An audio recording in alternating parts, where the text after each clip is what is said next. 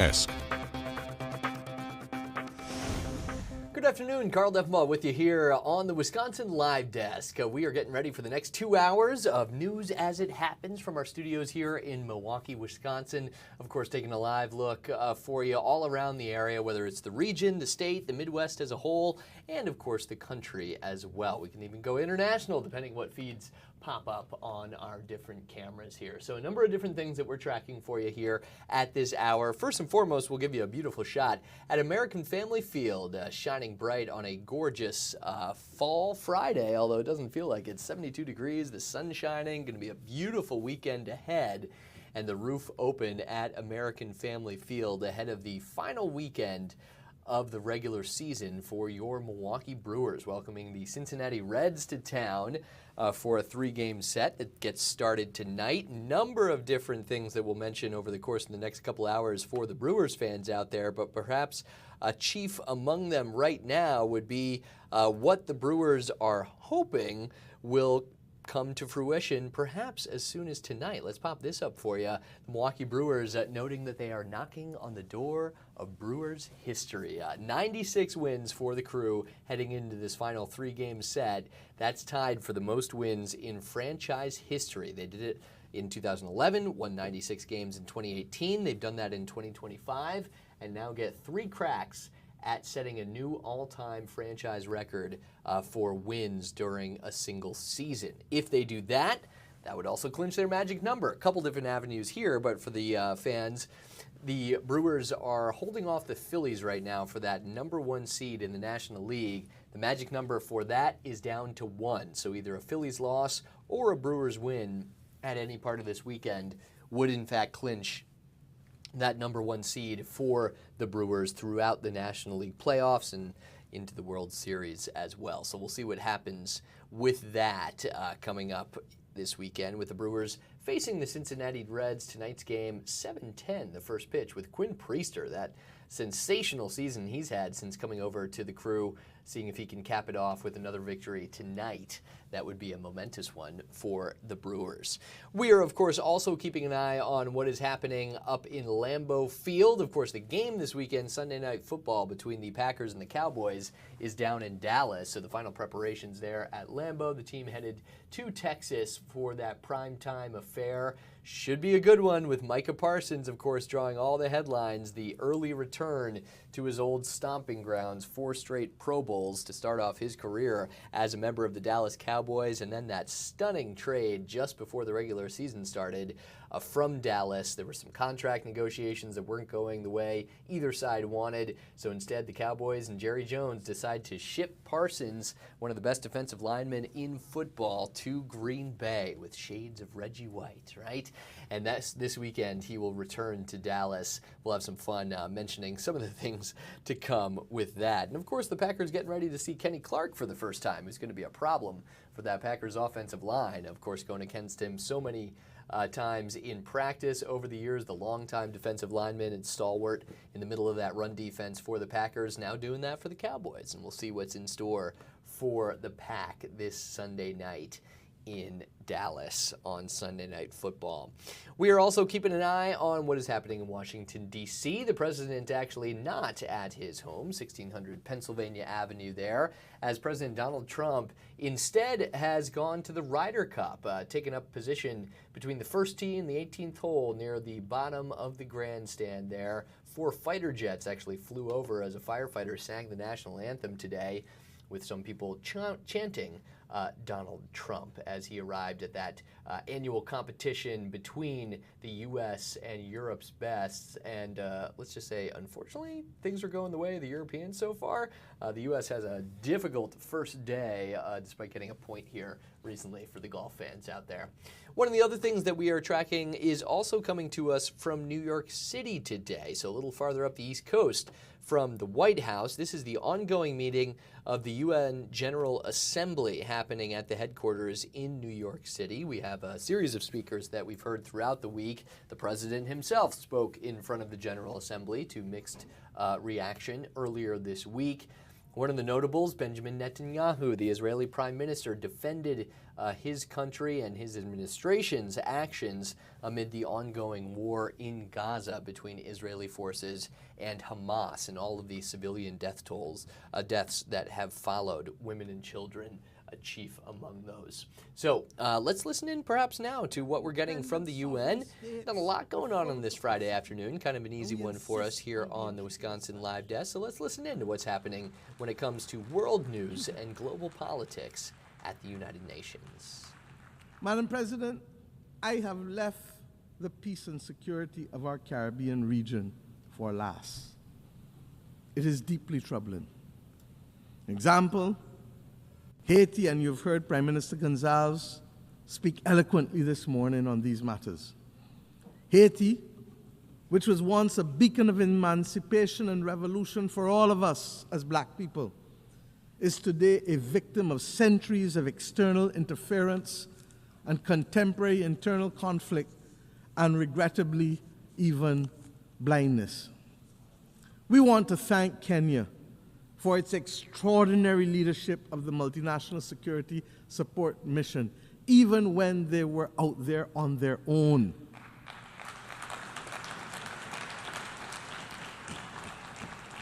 We look forward to the enhanced support of the UN Security Council and the Organization of American States, even as we maintain a strong watching brief for this valued member of our Caribbean community as CARICOM. Haiti requires, I've said it over and over, a long-term support plan that addresses security and development, not one at the expense of the other. With the requisite political will, the UN Security Council and the international development system are well equipped. They have the resources and power to deliver. We also want to urge dialogue with our friends and partners, especially in the United States, on the inescapable issue on the flow of small arms and light weapons, not only to Haiti, but indeed across this entire hemisphere, especially in the Caribbean with small states. Fragile economies in the democracies of the Caribbean community are now being threatened by this incessant flow of illegally obtained weapons and increasingly organized criminal elements which utilize them.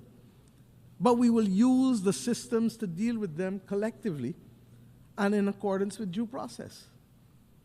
We thank Secretary General Guterres for his unswerving support with respect to Haiti, and we now need others on board to ensure that Haiti can turn the corner and prepare itself for free and fair democratic elections.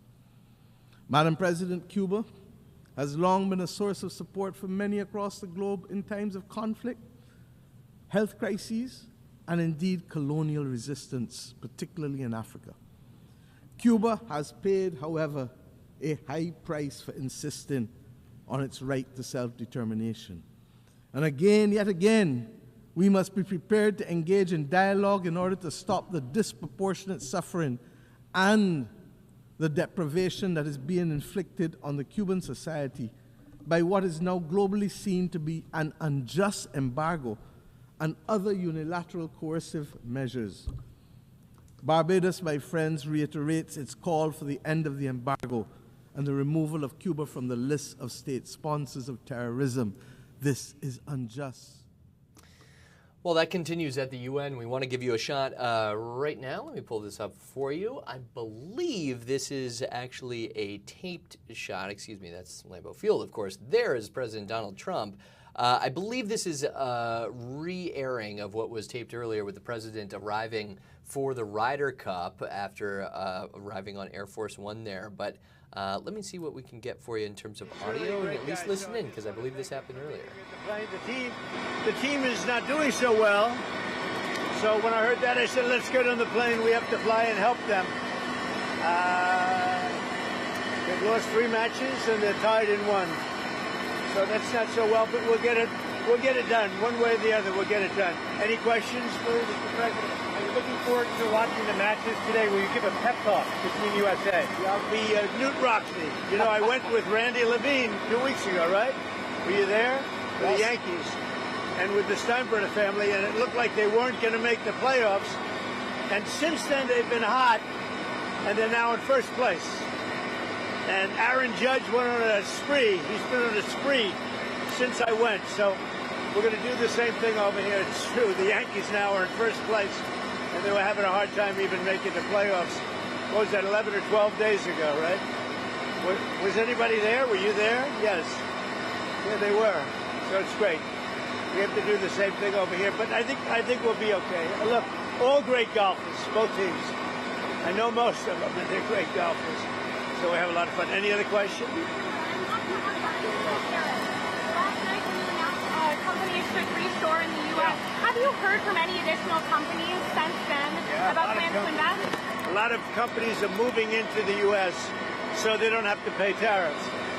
If we didn't have that, they wouldn't do it. But they are moving in. He knows because they're moving into your territory. But a lot of companies are moving into the U.S. in order not to pay tariffs. And I think because they like the election on November 5th. Right, Bruce?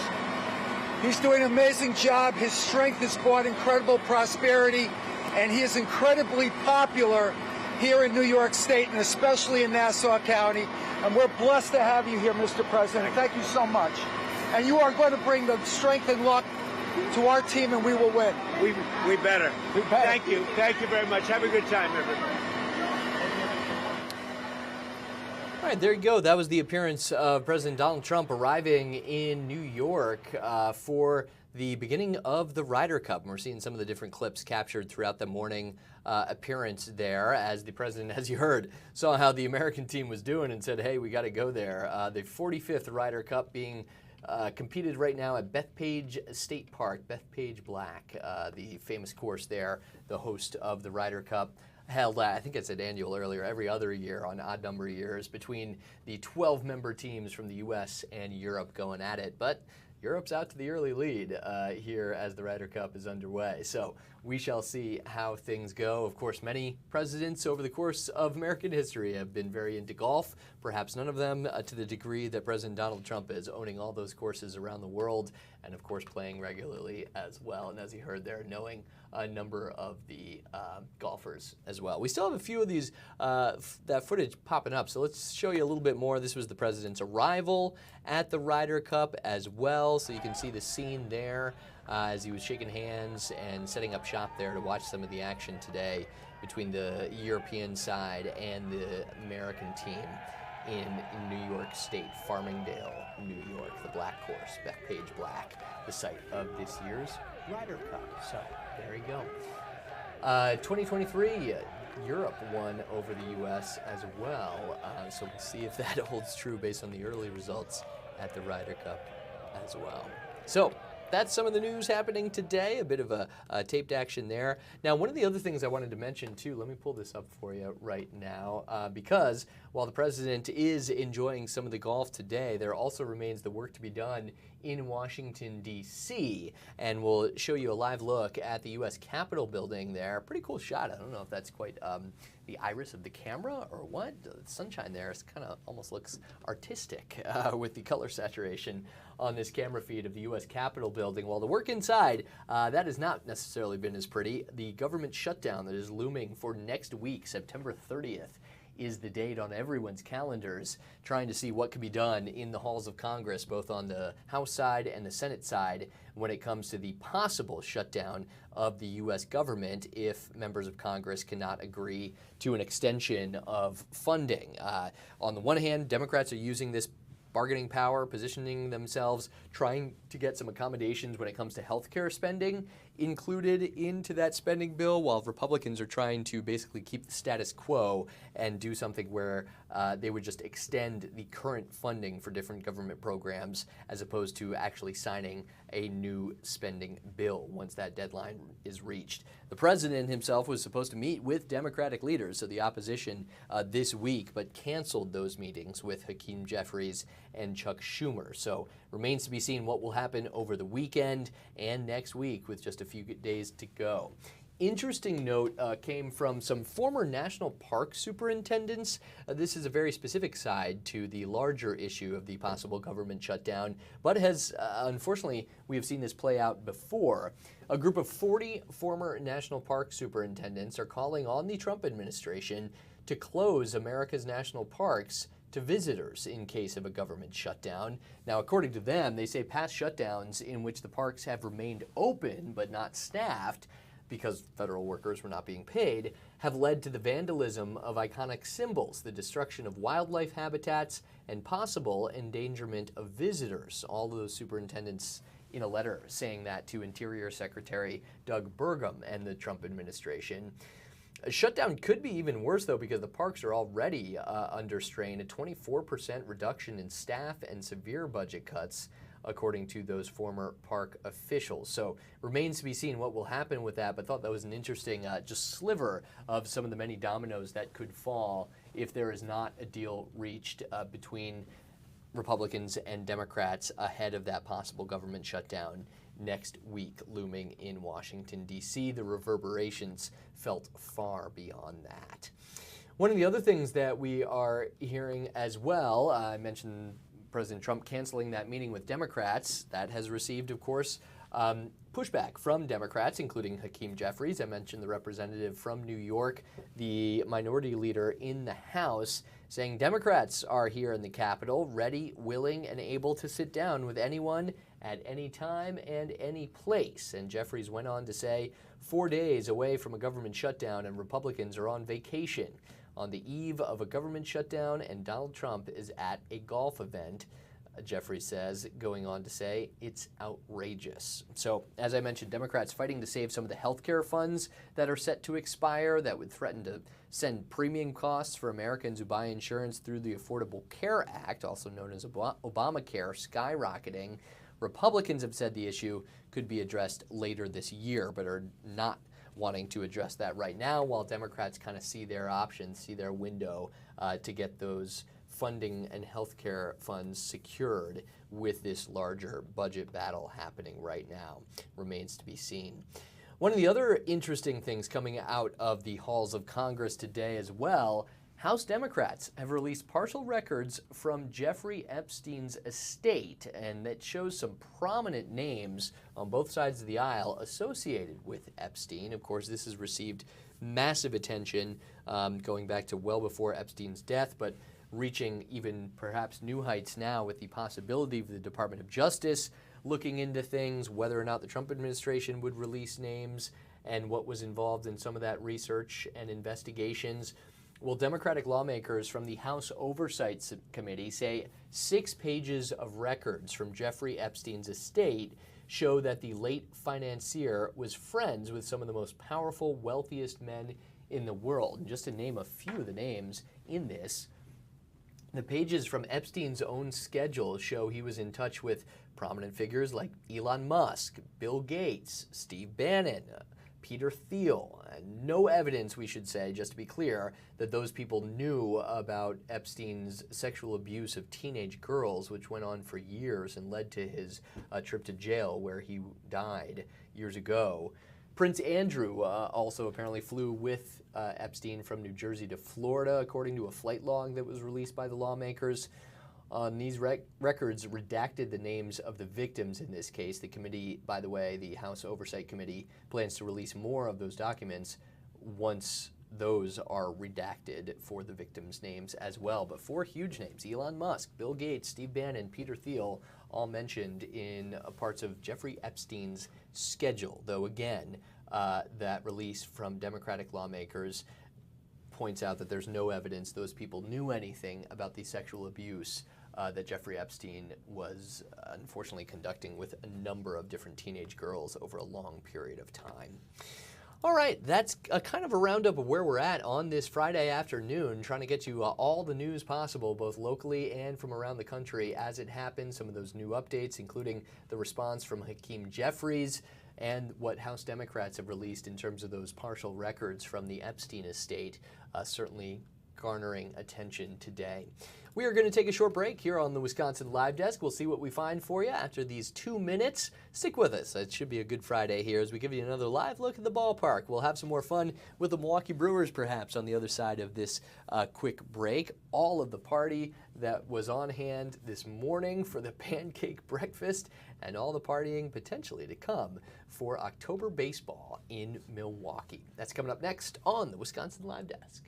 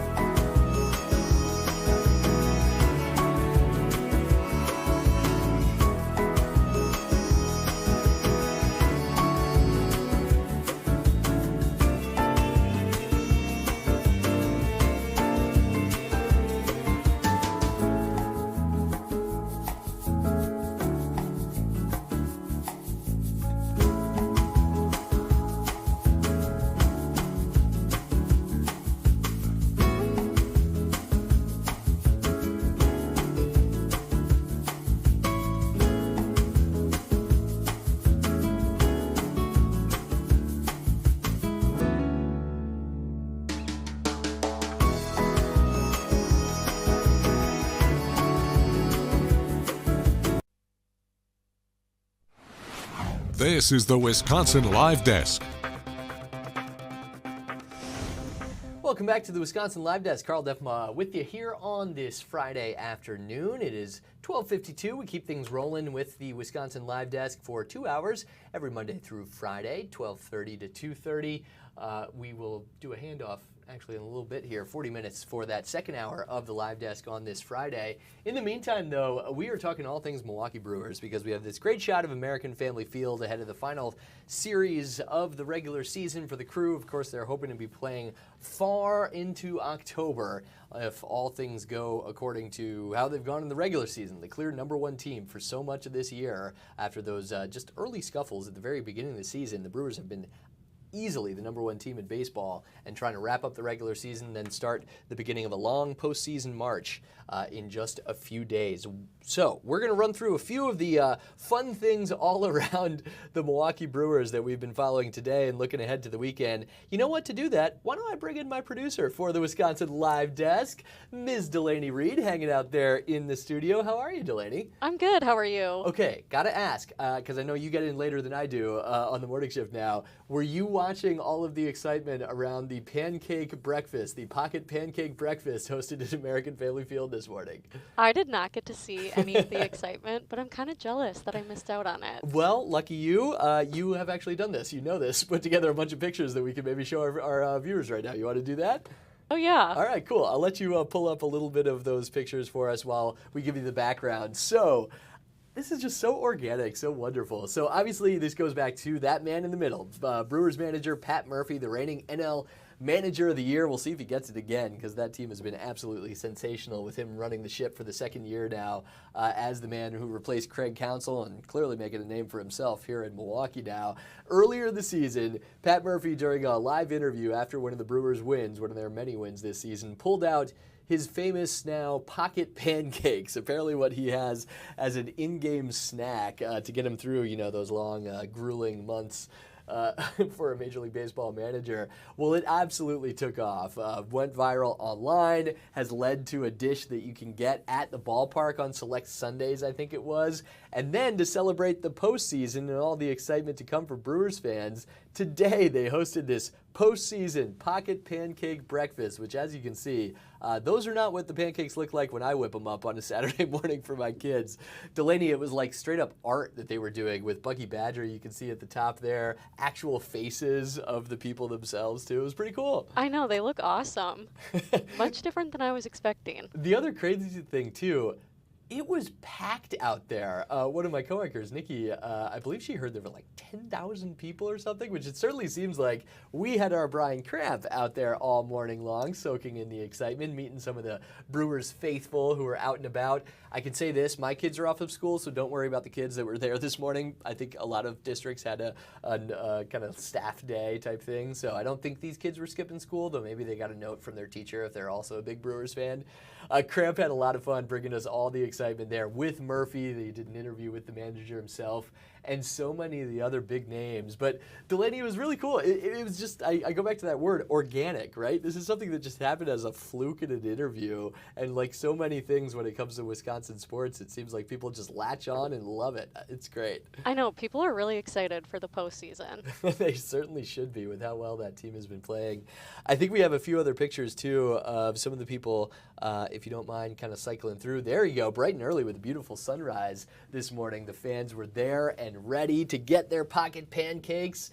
And I can say, as someone who has benefited from the chefs coming in studio when they were announcing those pancakes are good too. They're solid. One of the things I struggle with when I make pancakes is keeping the shape uniform. They had some kind of tool they were using for those perfect circles you see bright and early. How about waking up with the racing sausages there, getting you ready? And the slogan appears to be for the postseason, Magic Brew, which it has certainly been for the Brewers this year. Something about this team didn't go into the year with the expectations that they would be the #1 team in baseball, but that's what they've been with their play on the field throughout so much of this season. There you go. How about doing it all? Your manager of your Milwaukee Brewers there with the apron, said kiss the cook, actually making some pancakes and serving it up to the fans this morning.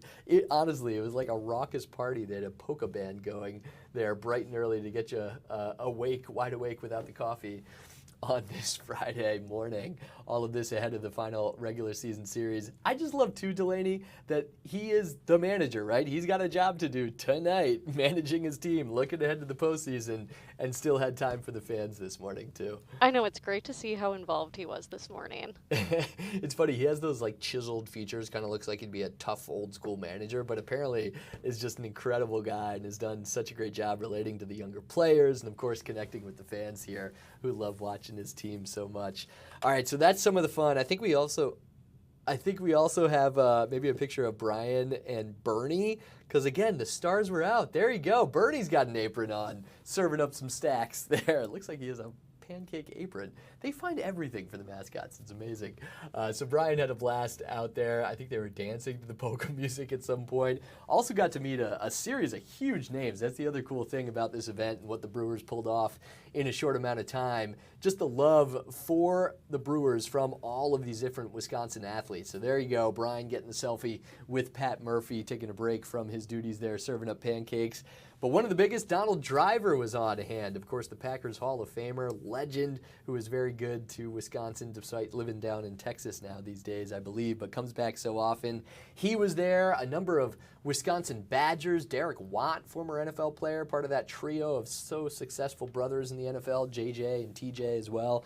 Derek Watt was there representing, as well as some of the current members of the Wisconsin Badgers basketball team getting ready for their season to start in training camp in just a little bit. There you go. go. So Brian had a blast. It was fun for the fans as well. And we are looking ahead to hopefully a lot more to come with the Brewers in October. All right. What do you think, Delaney? Did we miss out? We should have gone on assignment today. Right? We should have taken a wild trip down there. There we go. We'll plan it for the next time. Hopefully they do this. All right, we're going to get you back to some of the other news of the day here on the Wisconsin Live Desk, approaching the 1 o'clock hour. If you need your coffee fix, they had the polka covered and the pancakes, not the caffeine for you this morning. A lot of people would go to Starbucks, right? National chain. Well, that might change depending what your featured location is. And for more on that, we're going to bring in our breaking news anchor for Wake Up. Let me pop her up here. Hello, Haley, also a star of the Wisconsin Live Desk, of course, as she so often is. Let me make sure I can get my mic up for you. How you doing out there in the newsroom? You know, I'm doing well in the newsroom, although it's a little sad out here because we just got the news. Okay, so break this down. As someone who loves a, let's just say, you know, gearing up for wild coffee break, you'll occasionally come back with your very tall cup of caffeine to power through a couple hours here on the Live Desk. What's happening for fans of Starbucks? Yeah, so yesterday, Carl, we learned that Starbucks was going to close hundreds of stores. They said you can anticipate about 1% of stores to close, which sounds small, but when you think of how many Starbucks there are around, that's actually a lot. But we didn't know where they were going to close, and we just learned that one of those locations is the Fox Point Starbucks, which, as you were saying, many of us here at Fox 6 actually frequent all the time. I just went yesterday and got Delaney and I some of those very tall coffee drinks, as you were mentioning. So a lot of shock because it's also a well-visited Starbucks location. The few times that I've been there since moving here, always packed, always busy. But yeah, if you were to go there today, you would see a sign on the door, and this is what it says. It says, "To our amazing customers, we have made the incredibly difficult decision to close this Starbucks location by the end of this week. We know this may be hard to hear because this isn't just any store. It's your coffee house, a place woven into your daily rhythm, where memories were made and where meaningful connections with our partners grew over the years. We are deeply grateful for the community that's been built here." And goes on to talk about how they will support their partners throughout this transition. But yeah, a lot of sadness here in the newsroom because I know we would go often. I was just talking to one of our directors, Sarah. It was her morning routine to get her coffee on the way into work. She also mentioned this location is really close to a middle school, so a lot of middle schoolers would stop by and kind of hang out with their friends there. So yeah, I'll be curious to see what other Starbucks were affected by this because this was a really busy one that's now closed, and they said by the end of this week.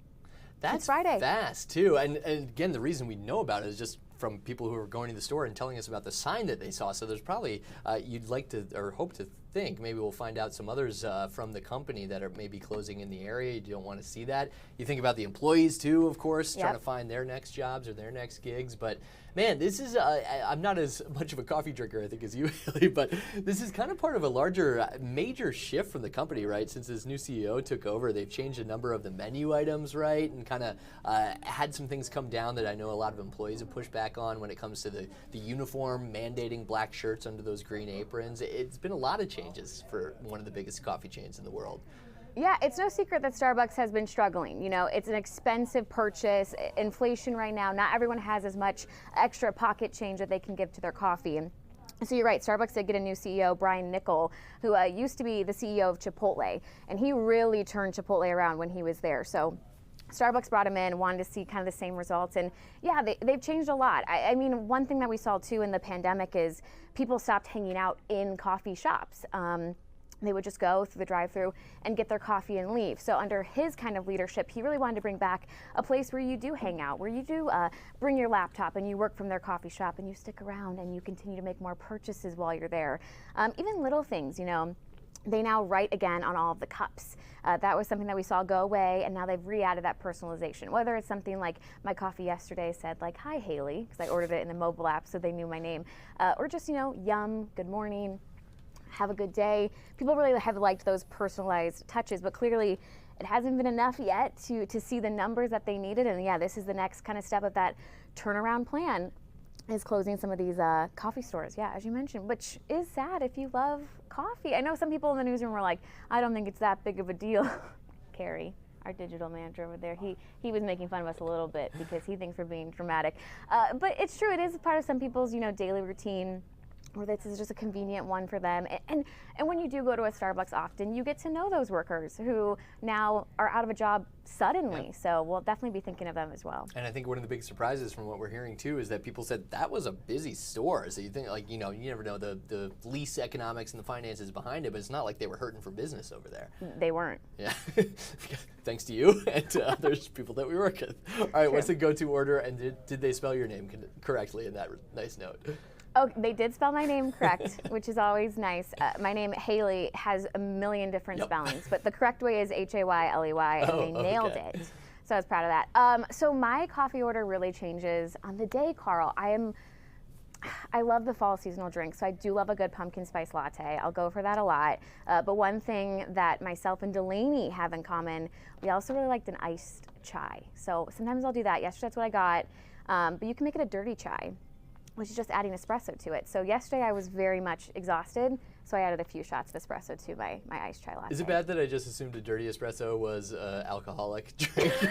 But good that you didn't do that if you're coming back to work. No alcohol was in that beverage. I did drink it at work. It was just espresso. An extra pick-me-up, but an appropriate one for a work environment. Very nice. Not trying to get you in trouble here, Haley. Spelled correctly, Hayley. All right, thank you very much for bringing us. I guess people on the North Shore are going to have to find a different location if Starbucks in Fox Point was their usual go-to. That place closing, as we just learned moments ago, by the end of the week. So we'll see what we do. Yeah, we will. All right. Good news, we got a couple other options for you in the area. Collectivo, we can get you on board with. I've tried Collectivo. It's good. I can give my stamp of approval. Local product. We support that here. All right. Thank you, Haley, for checking in with that. Yeah, have a good weekend. Sounds good. All right, we are going to take another break here on the Wisconsin Live Desk. All kinds of things coming into the newsroom on this Friday afternoon. We'll find out something for you next after these 2 minutes.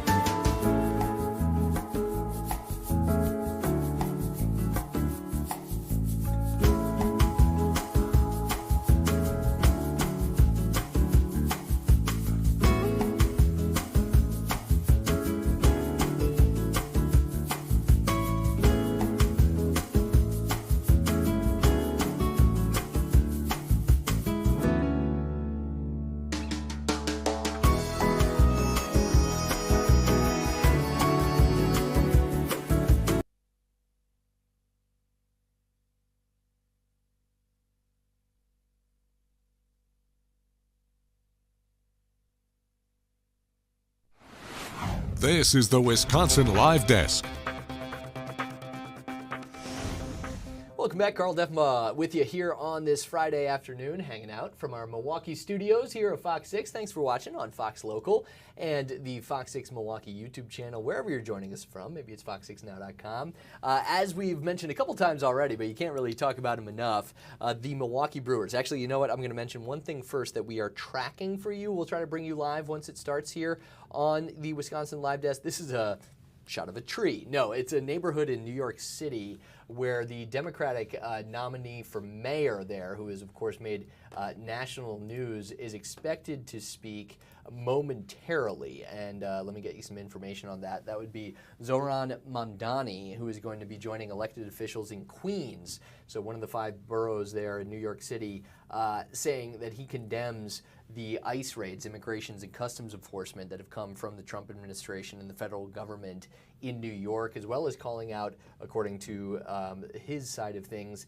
the cowardice on display from the current mayor of New York, Eric Adams, and the other man competing for that job in the overall election, Andrew Cuomo, the former governor of New York. So it's those 3 men, Mamdani winning the Democratic primary, which usually in New York City is just like the shoo-in for the actual race to be the next mayor. Whoever wins on the Democratic side in that heavily blue city goes on to win. Well, not necessarily the case this year because of some of the complications with the other candidates involved. Eric Adams, who was under investigation for a period of time, will be running for re-election, but as an independent. And Andrew Cuomo, who lost that Democratic primary to Zohran Mamdani, is choosing to continue to run as an independent. So it remains what will happen in the actual race to be New York's next mayor, the biggest city in the United States, of course. But the person who won the Democratic nominee and sort of has the leg up in that race will be speaking about the Trump administration's ICE raids happening in Queens. So that's expected to start when the candidate arrives. We will try to get that to you here on the Wisconsin Live Desk. But in the meantime, let's get you back to those Milwaukee Brewers, because here in Milwaukee, you can't talk about them enough, right? They've been playing so well for so long, trying to set that new franchise record for wins in a season if they can get their 97th win, or even more than that, over the remaining 3 games against the Cincinnati Reds before the regular season wraps up and the postseason begins. And for some of the fun surrounding the Brew Crew ahead of a big weekend actually here on Fox 6 for us and the Milwaukee Brewers, let's bring back, nope, that's not how that works, Delaney Reed. There you go. I was like, hey, she's missing in action. No, that was the newsroom double box. There's Delaney. How are you? Doing good. You're like just trying to deal with this anchor who doesn't know how to press buttons back here in the live desk. All right, Delaney, so set it up for us. So we kind of put a pitch out to folks online, and I'll pull up the graphic here for you while you chat a little bit, asking for your Brew Crew picks, right? And apparently we've gotten quite a response. Yeah, we've gotten a ton of pictures from Brewers fans. Awesome. So we were asking for anything from a tailgate to, let's just say, maybe some of the partying in the ballpark as well from this nice long season, such a successful run. Maybe it's from your home as well, if folks have an amazing man cave or some kind of Brewers shrine, so to speak, in their homes. We're asking for it all. So if you want, you can, of course, add your pictures to the mix as well. We're still taking those, and we'll try to use them throughout the last weekend of the regular season and all the anticipation for the fun to come in the postseason. But Delaney, why don't you take it away? What do we have in terms of pictures that we've gotten so far? Oh yeah, so if you want to hit megaphone, we can check out some of the shots we've gotten from fans. Cool. Okay, so this is awesome. So basically, if people send them in to our website, we can then bring them up on this program, on our different newscasts, and have some fun with it. So shout out to Wayne, #1, to send in a picture with that Uke shirt. You love to see it outside of the ballpark there, saying love our Brewers with that blue heart. What else do we have, Delaney?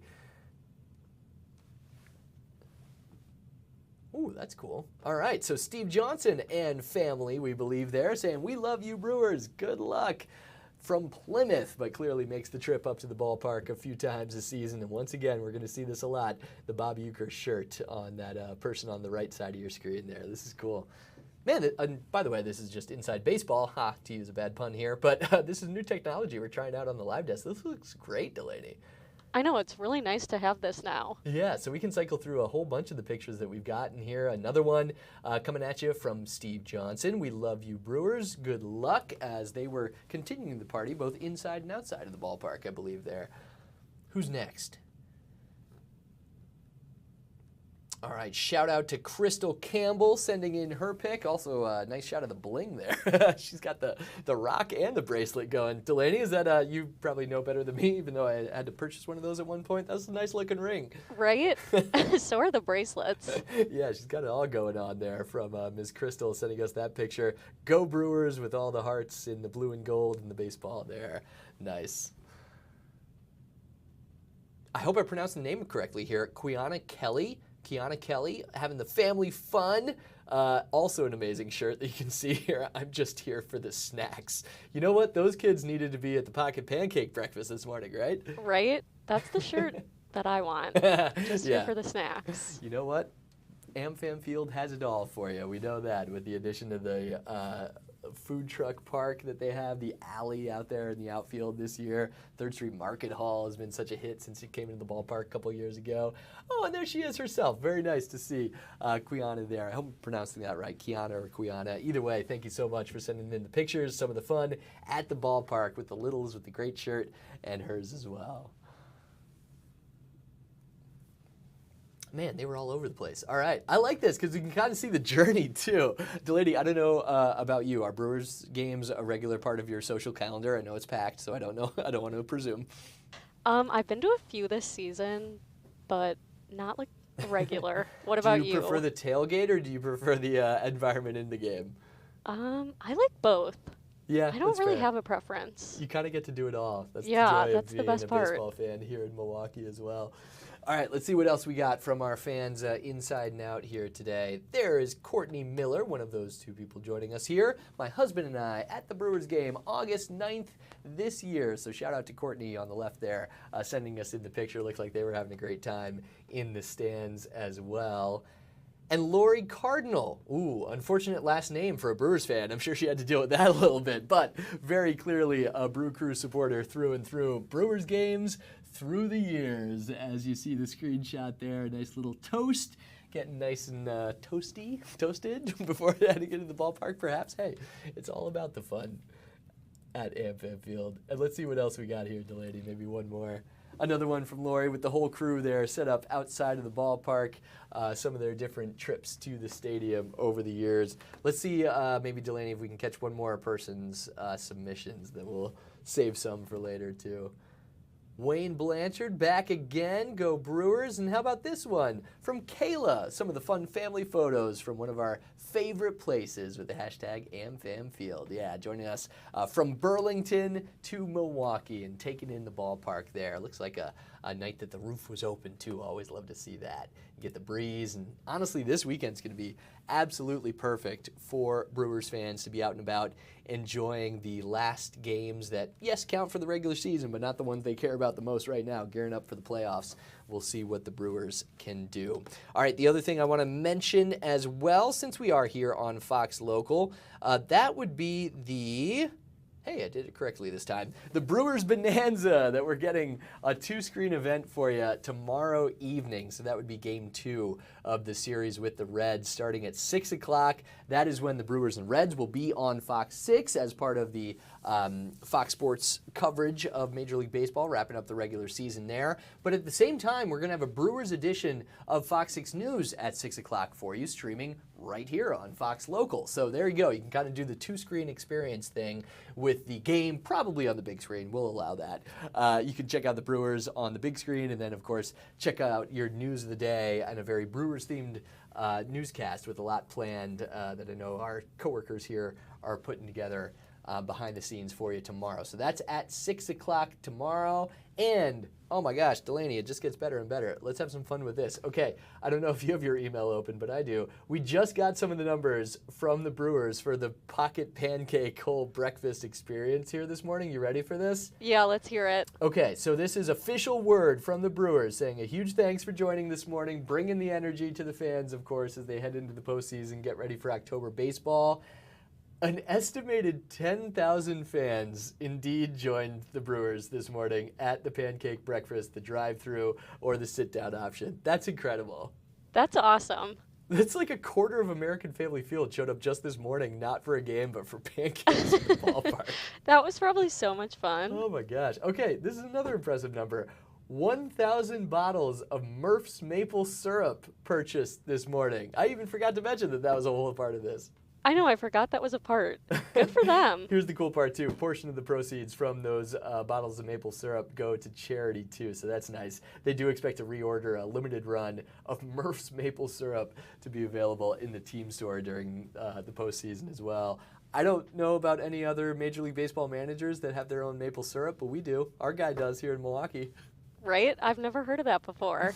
Oh, man. All right. So, yes, what was a very organic creation from the Brewers turned out to be pretty successful. 10,000 people and 1,000 bottles of syrup hanging out this morning at the ballpark. All right. Thank you very much, Delaney. We'll pop up American Family Field here with the roof open. Going to be a gorgeous night for the folks headed to see the Reds and Brewers face off 7:10 tonight. The tailgating should be wonderful. The game inside, great as well. We're going to take another break here on the Wisconsin Live Desk, a couple minutes, and we'll be right back with you here on Fox Local.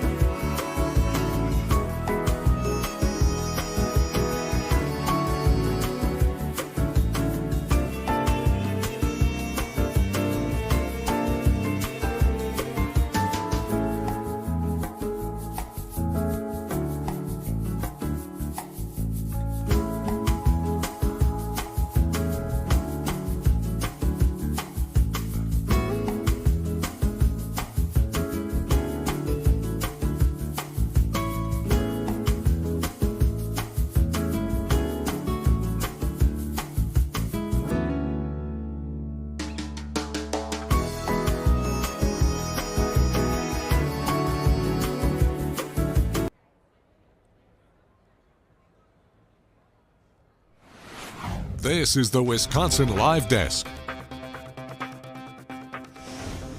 Welcome back to the Wisconsin Live Desk. Carl Defma with you here on this Friday afternoon, covering all kinds of things. All right, we just have to do this to see. These are the shenanigans behind the scenes at Fox 6. Producer Delaney back there in the booth is a certain Live Desk reporter. She just pops up behind you. Yeah, she just popped back here. Wanted to say hey. Is it hard to work under these circumstances? No. All right, that's good to see. Haley hanging out with Delaney before their Tosa takeover that maybe we could address Monday on the Live Desk. Haley's new to town. Delaney's taking her out. It should be fun, right? Yeah, it should be fun. She's never seen around Tosa yet, so we're going to take her down there. They're hitting the Village, not North Avenue specifically, if viewers are watching. So are you looking for recommendations? Or you got the itinerary good to go? I have some ideas, but if anybody has some recommendations. There you go, for the Tosa let heads Haley out know. there. Reach out to Haley. Let her know what she needs to do in her new town. All right, we'll get back to whatever's going on back there.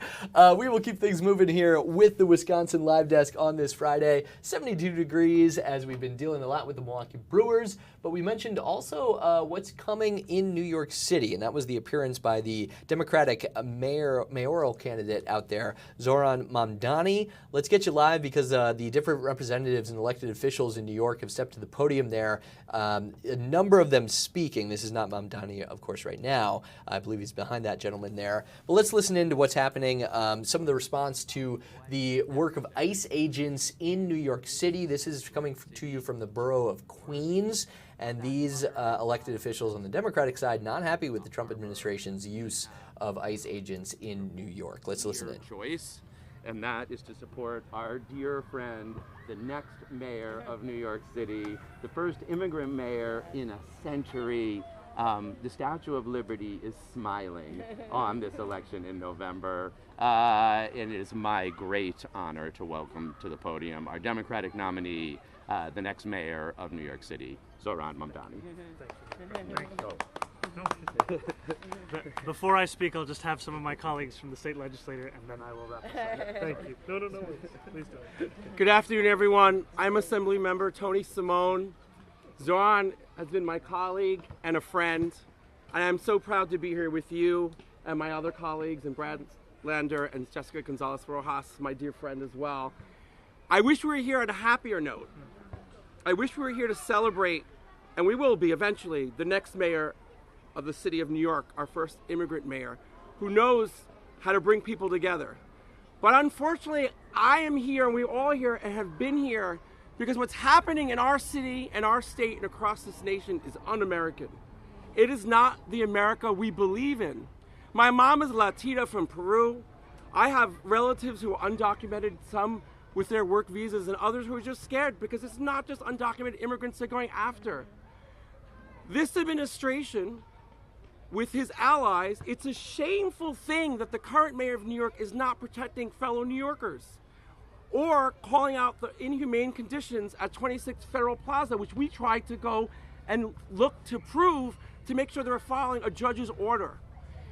They're dehumanizing our New Yorkers and our fellow American family. We're one human family, and we will continue to grow. They are trying to divide us. That's the only way this fascist administration and his allies, and to the other candidates who I'm ashamed of. Where is Andrew Cuomo protecting our immigrant families? Where is he not calling out what ICE is doing? Yesterday, a mom was separated from her kids. They're separating mothers from their kids. They're going after war veterans who served in our wars, fathers of Marines. The American people need to wake up. And lastly, I just want to say, I'm glad that we have a mayoral candidate who will soon be mayor, who will stand up for all New Yorkers, including immigrant New Yorkers and Americans in general, because he always has. As you're hearing the support there for the Democratic nominee to be the next mayor of New York, interview with Zohran Mamdani coming after those elected officials speak. We want to get you back because it is the Wisconsin Live Desk, back to something happening this weekend here in Milwaukee. And this is going to be a fun one, too, as we're joined by Tyler hanging out with us down at the beginning of NostalgiaCon in Milwaukee. Starts today, runs through the weekend. Tyler, thanks for doing this interview with us. I know you're with one of our photojournalists down there, Katie. But for those who are not familiar, you know, there's Comic-Con, there's all kinds of HorrorCon, everything like that. Everything has a convention, it seems like these days. NostalgiaCon, I guess it's in the name, but tell us what's down there to enjoy at the Baird Center. We got tons of voice actors around here. We have some notable voices like Jake the Dog from Adventure Time. We have Candy Milo that does Dexter's Laboratory. We had the Ed, Ed, and Eddie cast here. So we have tons of voices from the early 90s to the late 90s to the early 2000s. So we got a thing for everyone here. You're talking about my childhood there. I like it. All right, we're bringing things back. Besides some of the people that you can actually get to see and meet, the faces behind those voices that we would recognize from over the years, what else happens at NostalgiaCon? What else can people check out? We have almost a full-size zoo in here. Not like totally full-size, but a good amount of a zoo in here. We have tattoos going on here. We also have some great card vendors, nostalgic vendors that have VHSs, vinyls, and some crazy stuff. And we have some really good artists as well here. All right, for me, this might be a little bit of crossover with like a Comic-Con, but for me, it was like the X-Men cartoon, the Spider-Man cartoons back in the day. There's just something about those shows you watch when you're a kid that just like stick with you, right, over the years? Yeah, there's like a lot of scenes that just like stick with you and you're like, man, that was really motivating throughout my childhood. Sometimes, you know, still in your adulthood, it's still motivating. Give us a sense, because we're seeing a little bit of it behind you there, but I imagine, especially being at the Baird Center, it's a lot bigger than what we're seeing just in the background. What's the scope, the scale of this event for people to check out over the next 3 days? Oh, so yeah, we basically, like I said, we have 70 voice actors here. I don't think we can turn the camera, but everything behind us right here is going to be all voice actors and everything like that. We have, like, our vendors, we're in the vendor hall right now, so that's one big thing that we have going on. But we have total voices. Some people are not here today on Friday. They will be flying in on Saturday, but we still have some amazing people still here, willing to sign. Everyone does have a little of a service fee to sign, but even if you don't have any money, they would love to talk to anyone that might come up to the table and have a conversation with them. Yeah, that's cool, seeing a few of them at least in town already and getting set up there. And this is just one room of it, right? There's a whole nother side to it besides getting to meet some of those voice actors and get the autographs. So yeah, this is the only room right now. Like I said, we have the art or the entire of the celebrity guests behind us, and then the hall that we're in right now is going to be the entire vendor and artist hall. Oh, sweet. Okay. And then we have Very a cool. stage, and then we have concessions, and we have the tattoos, like I said. Yeah, I guess the tattoos would answer this too, but what other kind of like interactive things do you guys have? Do you have some screens up or other things that people can check out when they come down there? Yes, so we have the panel stage that's right there that I think we're pointing at. That is going to be where all of our panels are going to be for our voice actors and actors. So if you guys have any questions to the general public, you guys can sit in on a panel and ask some cool questions that you might have, you know, some ideas, maybe what happened in X show or what they feel on X scene, and they'll love to answer all those questions. I love it. I love it. All right, and then finally, as we're wrapping up here, I know there's a lot of planning for you to do, so we want to get you back to it, but give me what were kind of the formative, whether it's shows, games, things like that for you as you were growing up that kind of still hit those memory banks. Yeah, one big one for me was Drake and Josh. Back in about a month ago in Anaheim, California, we got the first reunion in the last 10 years. We did that in Houston, and we also did it in Anaheim, California, and that one was a big one for me just because I grew up on Drake and Josh. Even though I'm 23, so I didn't really grow up when it was live on production, but the reruns still did it for me. So I love those two guys, and you know, having them there with the mom and the dad as well was a big eye-opener. It's like, hey man, we can come together and do something great for the people. Well, welcome to Milwaukee. I know you guys have been touring all over the country with this. Great to have NostalgiaCon here in our city, and thank you for joining us here on the Wisconsin Live Desk, sharing some of the fun that people can check out. Just really quickly, do they need tickets to attend, or can people show up at the Baird Center throughout the weekend and get tickets at the door? Yeah. So you can get tickets at the door at the Baird Center, or you can go to thenostalgiacon.com, and we have tickets, and it also has an overview of our panel schedule and also our map for the weekend. Awesome. All right. Checking it all out this weekend through the next 3 days. Tyler, thank you so much for being here with us. Thank you for having me.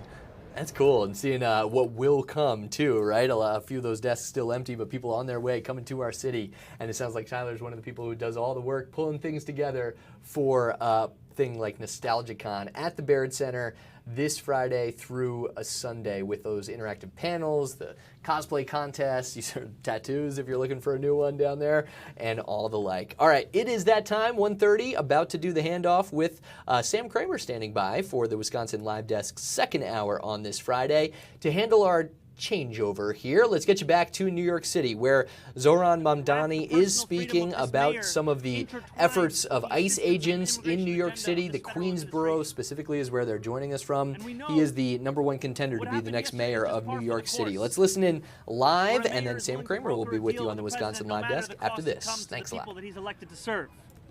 Willing to enmesh ICE in our jails, on our streets, and day-to-day life across this city. And I look at those around me who showcase the model for how we can stand up for this city, who go to 26 Federal Plaza again and again to try and shed some light on the ways in which not only is this administration breaking the law, judgments from court orders, but also doing so in a brazen fashion that is as if gleeful in the cruelty they impart upon New Yorkers. And I will be a mayor who will finally turn the page on this chapter of our city. A mayor who not only defends but is proud of our sanctuary city laws. One that recognizes that they are laws that keep us safe. One that looks at this city and the 40% of its residents who were born outside of this country as just as New York as anyone else. And one that commits to hiring the 200 lawyers such that our law department can finally return to pre-pandemic levels. One that ensures we increase legal representation of immigrant New Yorkers who are under attack. And one that learns from the manner in which we took on the first Trump administration, where we had a city hall that was willing to protect immigrant New Yorkers' personal information lest it be used for the purposes of facilitating a deportation machine.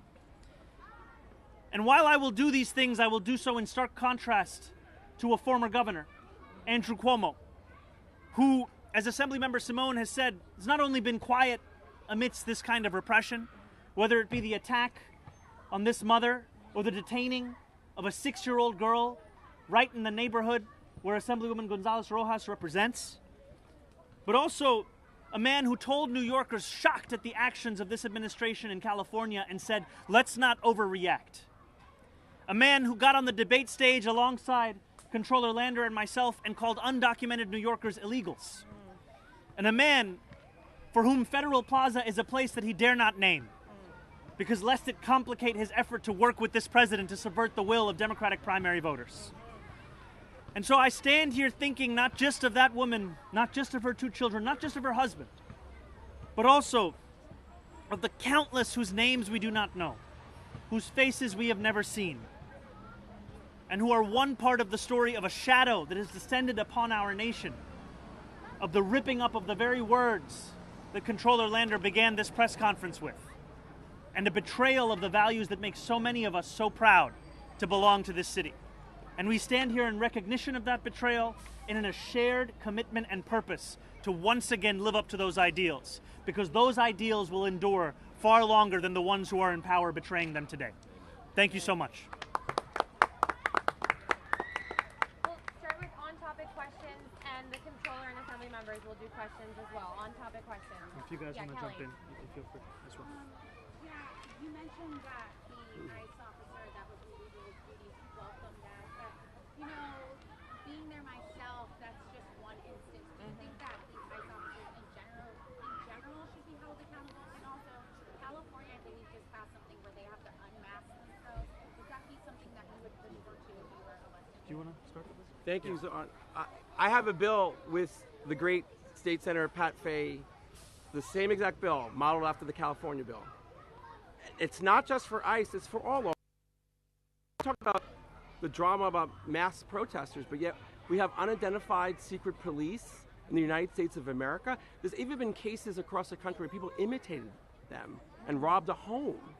It's un-American for masked police to be enforcing any law, and we know they're not all following the law. You've seen what happened yesterday, as Zoran has said. So many cases are not being videotaped. It's un-American. And I call upon my leader in the Assembly and in the Senate that we pass the MELT Act, eliminate the use of masks in law enforcement, and force people to have identifiable badge and number. You have to be held accountable for what you're doing in this nation. I know from on up high in the White House down, many have not been held accountable, but eventually they will. And I think the very premise of your question is one that we have to underline. This is but the tip of the iceberg of what we are seeing in terms of ICE's actions across the country. And I have appreciated in so many who have stood up against an emphasis on the fact that the law is something that has to be followed, no matter whether we are even speaking of law enforcement agents such as ICE agents themselves. Governor Pritzker made that clear when Donald Trump sought to deploy the National Guard to Illinois, that those same members would be held to the same laws as everyone else in that state. And that is the message that we have. Though Donald Trump may treat the law as if it is a suggestion, we know what it actually is, and that is something to be followed. Just really quick, yesterday the DOI put out a report that an officer with the Department of Corrections on 2 instances of civil immigration enforcement here in the city, which he shouldn't do, but he blames it on not being trained enough. Your reaction to that, and then will you have some sort of trainings if you were to be elected mayor? In the DOI's own findings, they too stated that this was the result of a lack of training by the Adams administration. And it showcases a result of an administration that has sought to collaborate with the federal government, and one whose collaboration is being spelled out in the open. When the indictment was being dropped for Eric Adams, it was being stated for all of us to see that it was done with an intent to facilitate the immigration objectives of this federal government.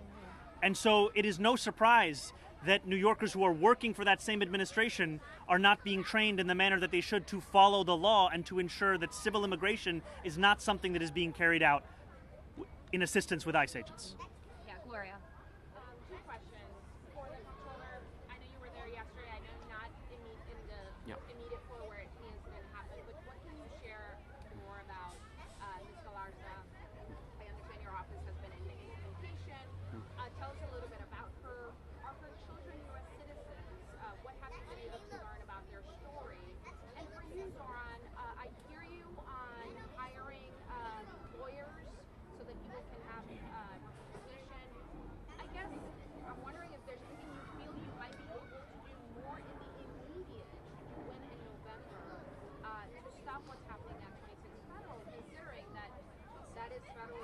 immigration, and the city has sort of limited powers when it comes to what goes on inside. I mean, I think these questions are really linked because, look, what the video from yesterday shocked people's consciences. I had in my mention several people who were like, who admitted they're Trump supporters. They don't even disagree on immigration policy, but they were still horrified by what took place yesterday, except that it is happening every day. Many of you have been down there, and I want to praise the press corps who have been there showing. Last week, an individual, I think was a U.S. citizen, was choked by an ICE agent. There are brutal family separations, almost every day, certainly weekly. And I mean, you could see it in that agent yesterday. I mean, he's drunk on violence. Yeah. He was when we say the cruelty is the point. Sometimes you say if this is what they do when the cameras are on, what do they do when they're off? But they're trying to demonstrate cruelty to make people afraid of speaking up, of asking questions, of bearing witness. And that's why we feel like it's so important to be there bearing witness. And I was really moved when yesterday, after she was released, and I'll give credit to the ProPublica reporter who gave her the platform, to say, this is what we were fleeing. Like in Ecuador, they beat us, but we thought the United States was better or different from that. And we're insisting that it be better and different from that. So I don't know too much more about her status. They've come more recently. I believe the kids were born in Ecuador, so they're not citizens, but they're human beings. They don't deserve to see their father ripped from their mother's arms and their mom thrown to the ground by our tax dollars. And let's just remember, because I really don't want to make it seem like there's a line between that and the detention itself. The detentions that are taking place in 26 Federal Plaza are utterly lawless. These are all people who have come to court to appear before an immigration judge. They respond to the paper they have. The judge says, here's your court date, here's your next time to show up. And then these masked agents who don't identify themselves, who don't present warrants, who don't give any grounds for the abductions because they have no grounds for the abductions, act like thugs in the hallway. It is cruel and lawless. We're absolutely going to keep crying out for it. And one thing we've asked Eric Adams to do, and I'll be enthusiastic when Mayor Mamdani does it, is everybody who's got a lawyer at this point, more or less, has had their lawyer ask that they could have a virtual hearing. And they get to appear before the judge, but they don't have to go down to 26 Federal Plaza and risk being abducted or abused.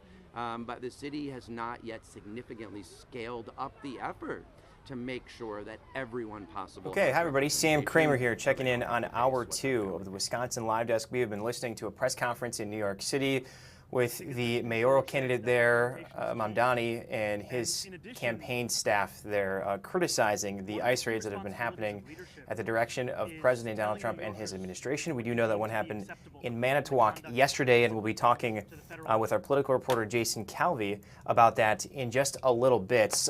Again, thank you so much for tuning in to this platform that we have, the Wisconsin Live Desk. This is hour 2 on Friday, September 26th. And before we get to Jason, I want to talk about an exciting event that we have going on this weekend with a live interview. So let me just get ready for this here. And joining us today is Grace Furr. I hopefully have the last name right. Is that correct, Grace? That sounds good, yes. Okay, all right. Well, she is the events director with Historic Milwaukee. Grace, thanks so much for joining the Wisconsin Live Desk. And for people that don't know, what is Doors Open? Thanks for having me. Doors Open is a public citywide event that offers tours to 165 buildings throughout the Milwaukee metro area. And this weekend, the Saturday and Sunday from 10 a.m. to 5 p.m., the public is invited to do just that. And this will be our 15th anniversary of the event.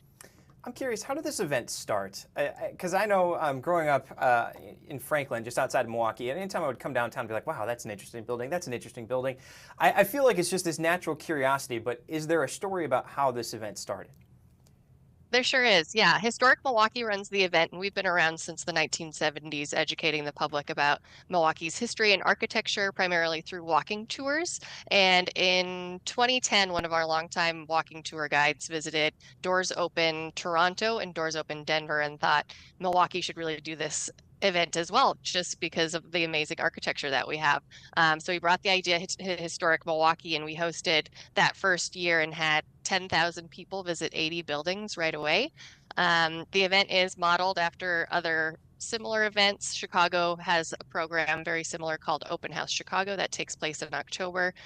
So really fun way and opportunity to visit some gems that some of them are never open to the public and some are, but offer special events during the weekend. And one of my favorite pieces of this, Grace, is that you don't have to pay a lot of money for a ticket. In fact, you don't have to pay any at all. You can donate. Why is that such an important component to this? Right. So the event is primarily free, 165 sites, no ticket, no money required. And we really want to make it free and accessible to all. So if you have a bunch of kids that want to travel with you, if you're on a fixed income, and if you just maybe want to see one location, that the event is built for everybody. And I'm curious, what do you find from people that show up to this, whether it's parents with their young children just hoping to stoke some curiosity, or middle age, I mean, frankly, any age? I have to imagine there is this sense of awe and, again, curiosity. I mean, to keep coming back to that word curiosity, that these people show when they get to actually go into these rooms and buildings that, again, aren't often open to the public. Absolutely. Yeah, definitely awe, smiles on their faces. The really cool thing for us, we are in the Mackey building downtown, and our downtown is just teeming with people. It's buzzing. There's people walking around and looking up at buildings throughout the whole weekend. I'm very excited that this year we have a printed kids passport too. So I'm just going to hold it up here for you to look at. So this is a great way to get out with your family and enjoy. And the kiddos can get their passport stamped at 22 participating locations.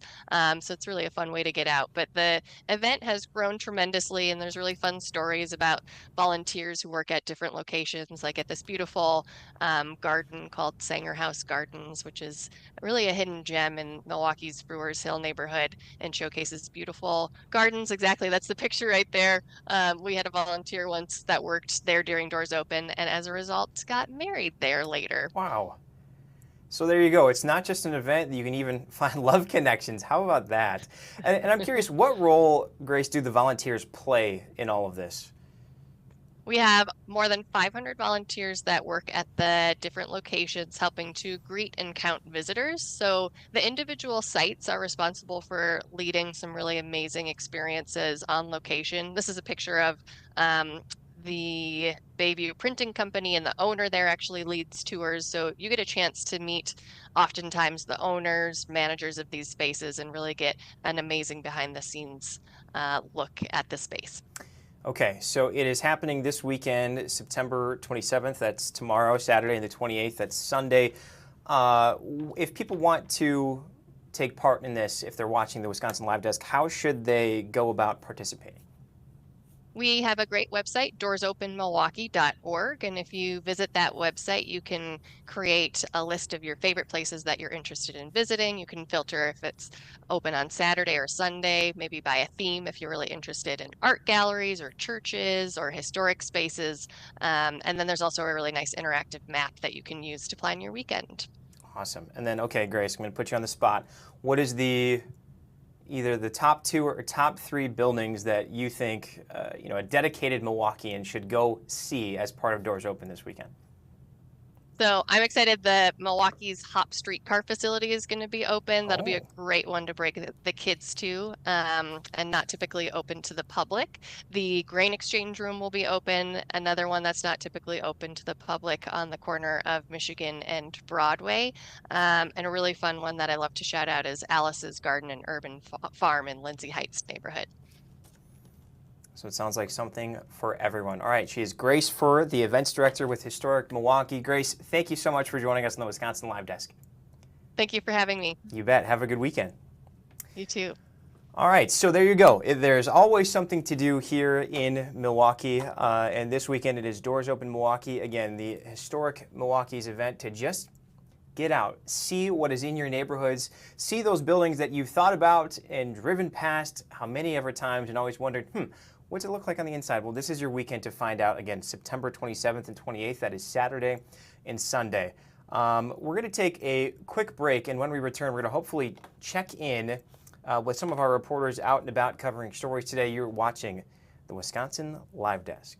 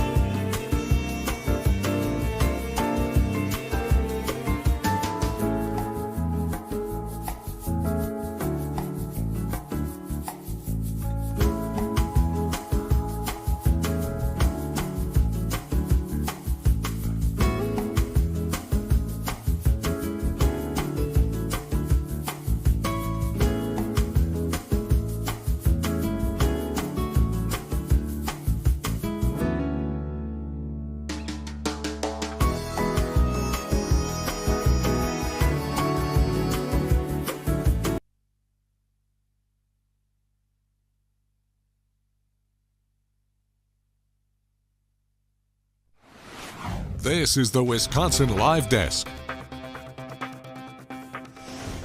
Hi everybody, Sam Kramer back with you on Hour 2 of the Wisconsin Live Desk. It is Friday, September 26th. Thank you so much for joining us on this new tool to connect with the news that is happening locally, statewide, nationally, and even internationally. We have a bit of breaking news here in Wisconsin related to politics. A Republican gubernatorial candidate just confirmed via a statement that he is dropping out of the gubernatorial race. This is Bill Berrien, the Whitefish Bay businessman who kind of branded himself almost in line with that of President Donald Trump. He's a businessman. He's not a politician. He thought he would come in to shake things up, particularly in Madison, given that perspective, and that he saw himself, again, as just a kind of a wild card, a difference maker related to the other Republicans that are in this race. Already we know Washington County Executive Josh Showman and Wisconsin Congressman Tom Tiffany, the Republican there. Those are the three, at least they were the three, main candidates on the Republican side, as I believe we're up to 5 or 6 on the Democratic side. But I just want to read from this statement that his campaign put out within the last 5 to 10 minutes. He says that he feels that he was targeted by some journalism this week, particularly in the Milwaukee Journal Sentinel, where a columnist was posted a story about some of his online behavior and looked at some of the accounts that he was following pertaining to LGBTQ issues and actually adult actors. And he felt that this was clearly targeted. And I want to just, as I'm combing through this statement here, he says, and I'm going to read here, quote, the media cherry-picked a handful of individuals and written articles that came across my feed that I then followed without the faintest clue as to an author's lifestyle choices 6 or 7 years ago and painted a salacious and sensational picture that was clearly targeted to force me out of the governor race. He calls it a major attack piece, and they confirmed opposition research started in January of this year, if not earlier. So this is a kind of a shocker in that this race is only getting started, if you will, really just out of the starting blocks. This election is a little more than a year away. The primary is coming up in April, if memory serves me correctly. So big political news, again, if you're just joining us, the Wisconsin Live Desk, that the Republican gubernatorial candidate Bill Berrien has dropped out of the race for governor in Wisconsin. Again, he was running as this businessman, kind of a difference maker, a wild card compared to the other politicians in this race. But Bill Berrien has dropped out. It'll be an interesting story that we will be following coming up tonight on Fox 6 News. Okay, so some of the other stories that we are following both locally and nationally are the continued ICE raids, again, at the direction of President Donald Trump and his administration. I want to take you out, I'm going to load this up here. It's supposed to be on 5. We just had heard from a press conference in New York City about, from the mayoral candidate there, Zoran Mamdani, and his campaign staff, again, kind of chastising what has happened. It's a different tone in Florida, where we're going to go next with the administration there of Governor Ron DeSantis. As I take that up here, let's listen in. But we have got paid over the last 4 days, 3 or 4 days, with more coming in. The deputy or director says $13 million for our troopers, unfunded liability. But that's exactly what happened. But as we work together on this, this mission is not over. We're at the beginning of a long journey together. Our law enforcement officers are being threatened, shot at in the state of Texas, trying to murder us. We're not backing down in the state of Florida. I recommend the other states take a picture of what's going on today.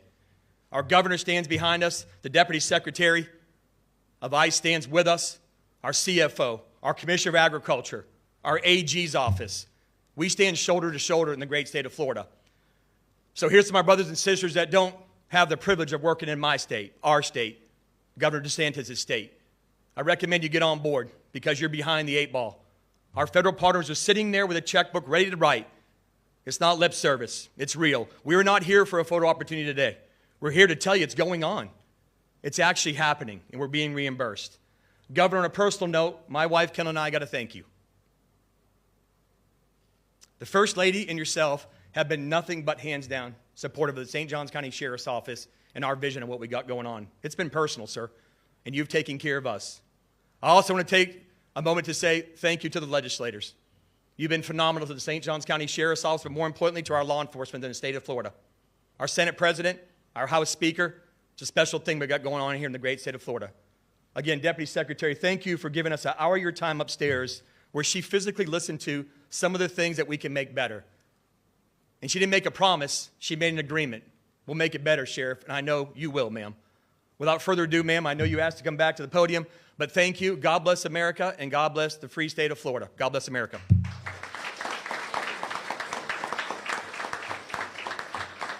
With that, I'll announce the exciting part. So thanks to President Trump and Secretary Noem's big, beautiful bill, we are able to give out $1.7 billion to state and local law enforcement. Today, I'd like to present a check to the state of Florida for over $28 million and to local law enforcement for over $10 million.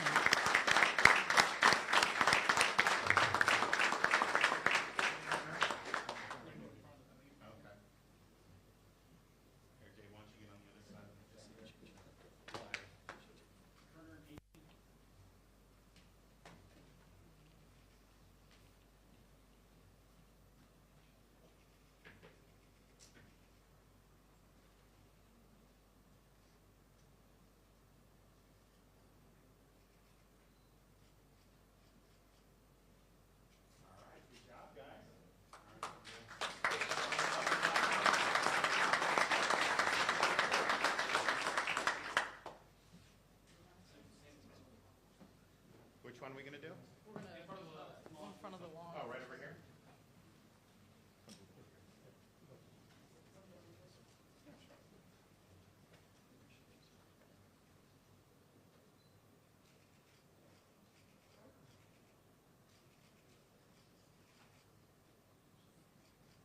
All right.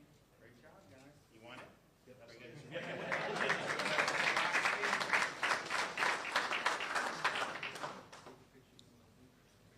With that, again, thank you all for coming today. The governor and I, as well as the sheriffs up here, will take a few questions related to 287G.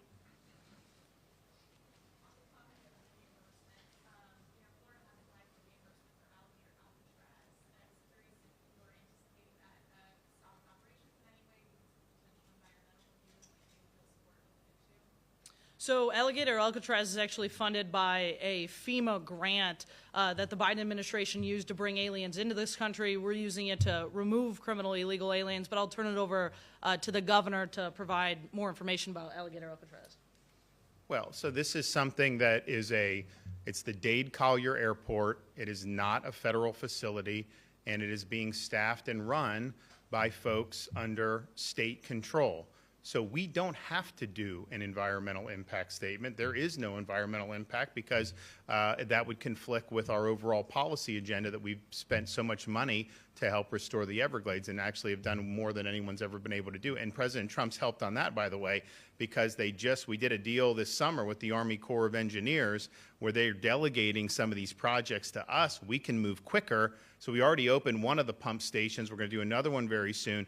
Under Biden, this was going to take till 2034. We're now moving that 5 years earlier where we'll have these SERP projects completed, and that's amazing. So we're doing great work there, but this is just a way to try to throw sand in the gears. This was a very liberal judge that did this. And so if you look at what the appeals court did, they stayed the injunction, which we obviously expected, but they did even more. They took the case away from the judge for now, because I think that the appeals court knew this judge is up to no good. She's going to try to manufacture something to try to throw sand in the gears of this. And so that judge has the case totally taken away from her purview. It is going to go to the 11th Circuit. Look, we will win this eventually one way or another. By the time this winds its way through, who knows what will even be necessary at that point. But that was not good. Now, what I would say to DHS is, yes, we know that's not true.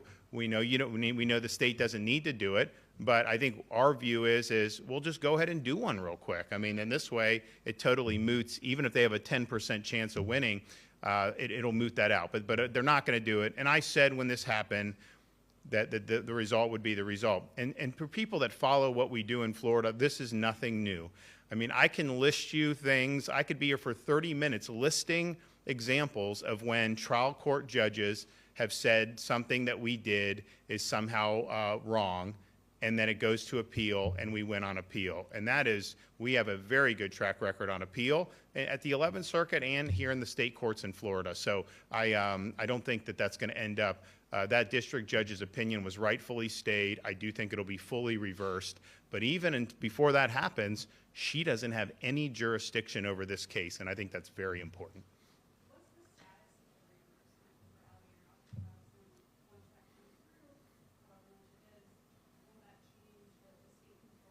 I don't think so, but the reality is what I said from the beginning on this. We will get reimbursed eventually.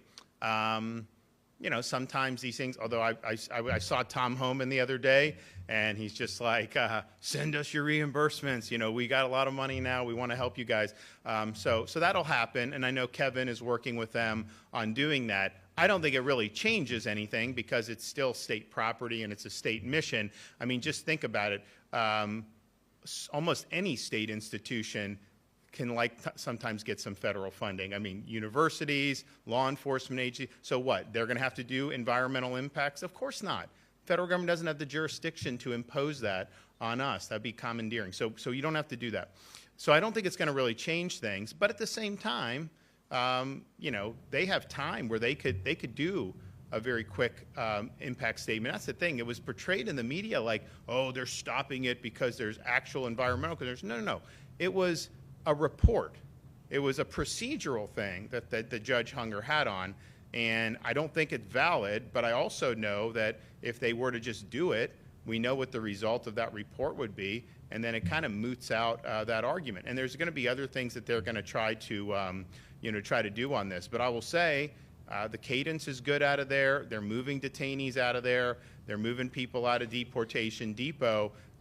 What's the cadence of the flights at Deportation Depot, Kevin? Pretty good, right? 5 a week. So there you go. That's up there in Baker County, up in Northeast Florida. So this is what it's really all about. It's a great partnership. And again, we don't decide who goes to these facilities. That's ICE. But then we have the ability to help process, offer them an off-ramp to go somewhere else or go back home if they don't want to go. and then have them staged so that DHS can take and fly away. At Alligator Alcatraz, that's very easy because that's like 2,000 feet away. You just take them to the runway. At Baker, you got to move to Lake City. They've also done some stuff out of Jacksonville, Cecil Field.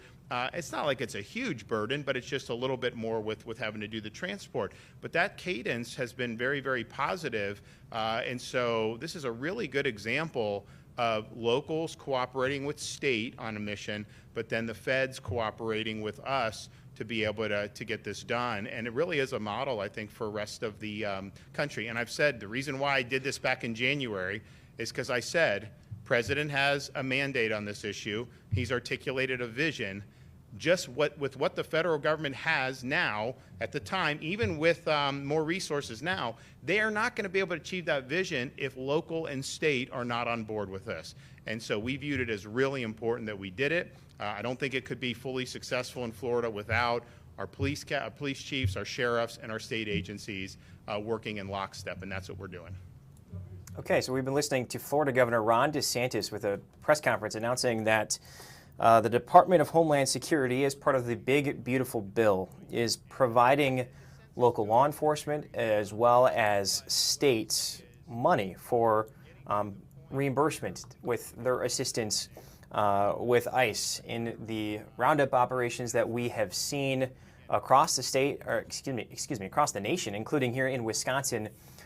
Even last night, yesterday, in Manitowoc County, that the FBI announced that it had arrested 21, actually taken into custody 21 undocumented immigrants as part of a roundup operation up there that our political reporter Jason Calvi is covering. We know that today the DHS announced $28 million is given to Florida for participating and actually assisting, and it's been really interesting to see the dichotomy of how states are treating this. As we, started this second hour listening to a New York City mayoral candidate very staunchly opposed. This is the opposite side of that spectrum, in that Florida Governor Ron DeSantis clearly willing to assist the Trump administration in its efforts. I'm even talking there about the temporary facility they've set up at an airport. It's nicknamed Alligator Alcatraz.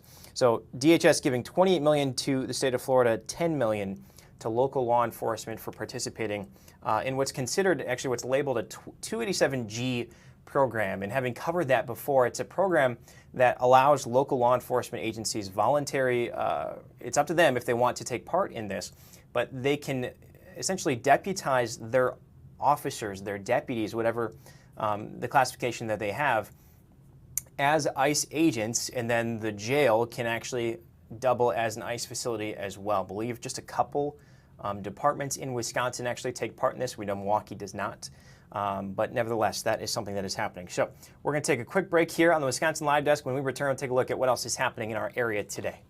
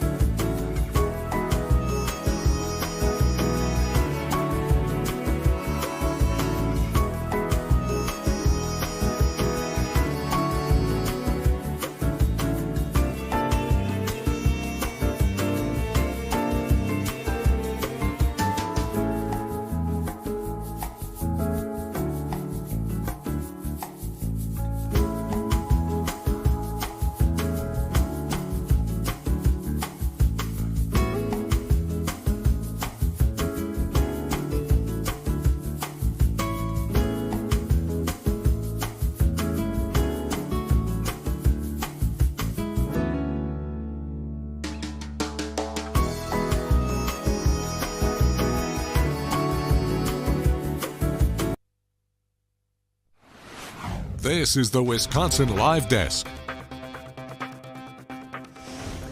everybody. Good afternoon. Sam Kramer back with you on the Wisconsin Live Desk. It is Friday, September 26th. Hopefully, you've got your weekend plans in order. If you're not going to Doors Open MKE, you can certainly follow what's been the other big story in town. That is the Milwaukee Brewers and their success. The final series of the regular season. Their spot is locked up in the playoffs. They already clinched the NL Central Division.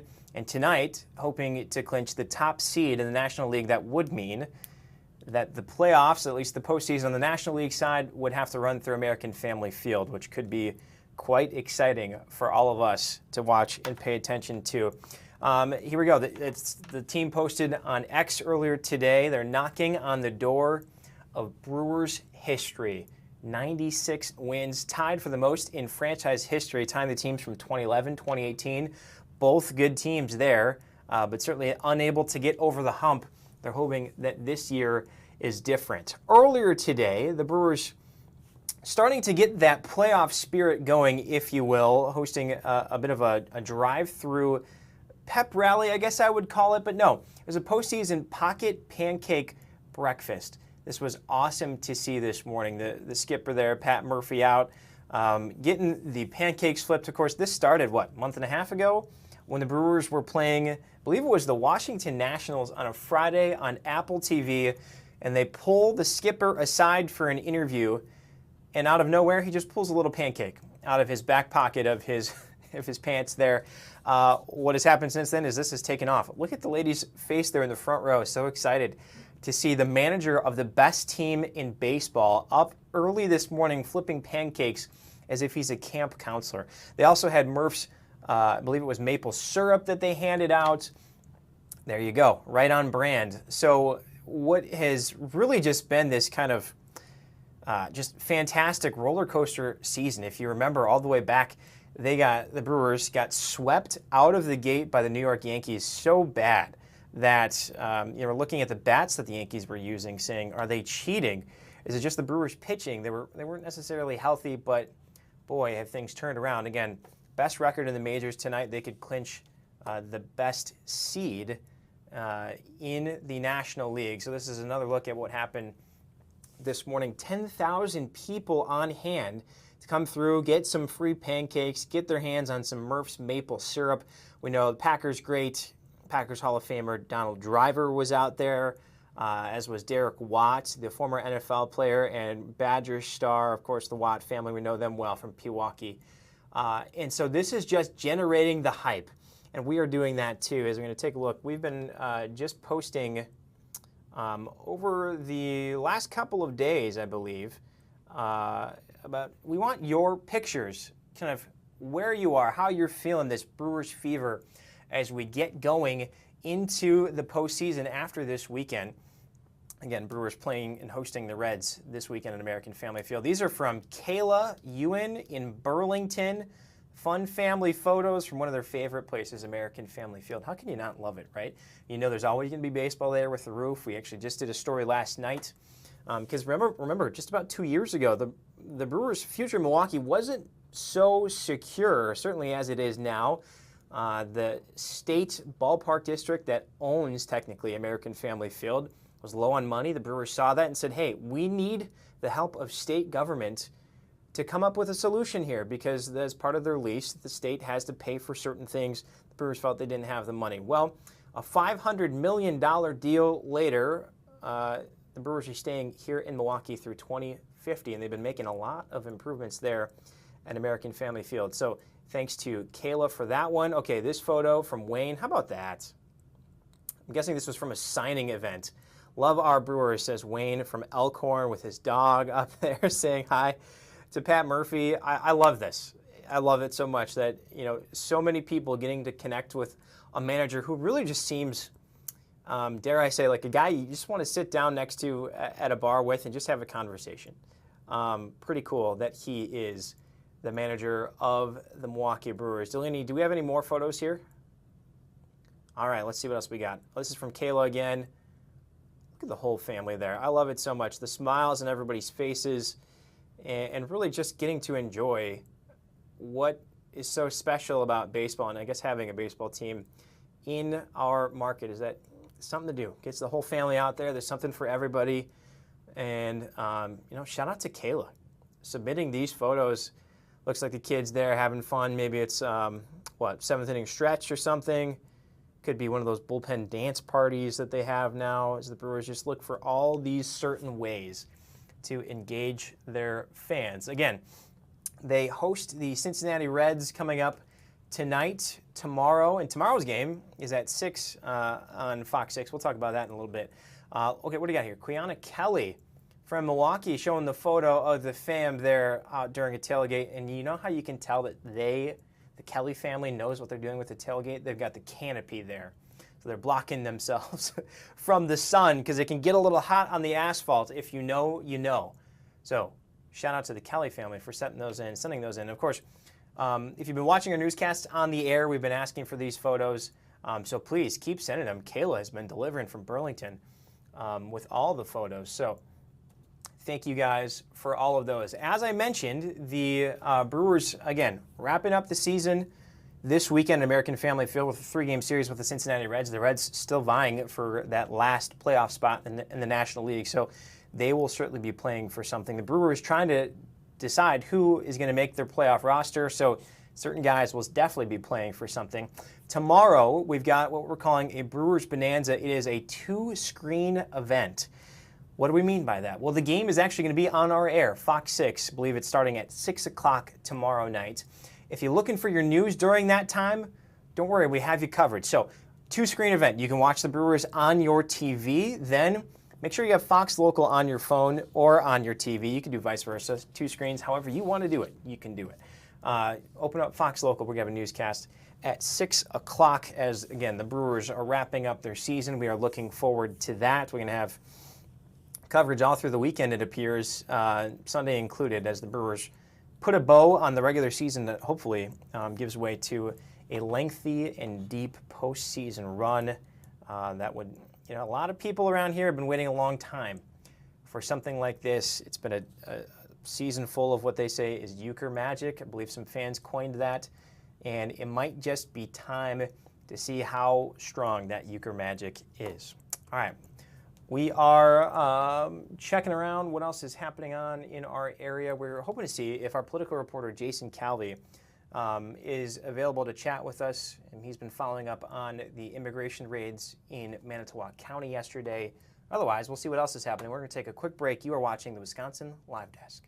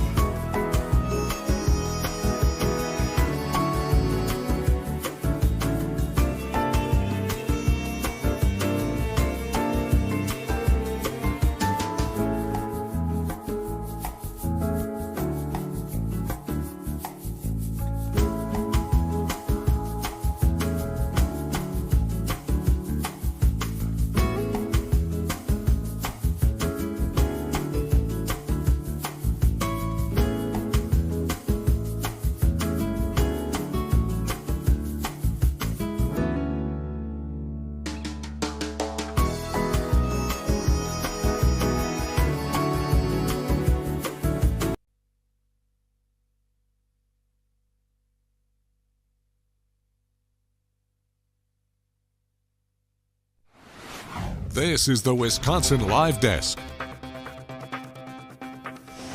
Welcome back to the Wisconsin Live Desk. I'm Sam Kramer here on hour 2 of this Friday, September 26th. Hopefully you are watching and enjoying what again is another beautiful day outside and getting ready for what should be a wonderful weekend.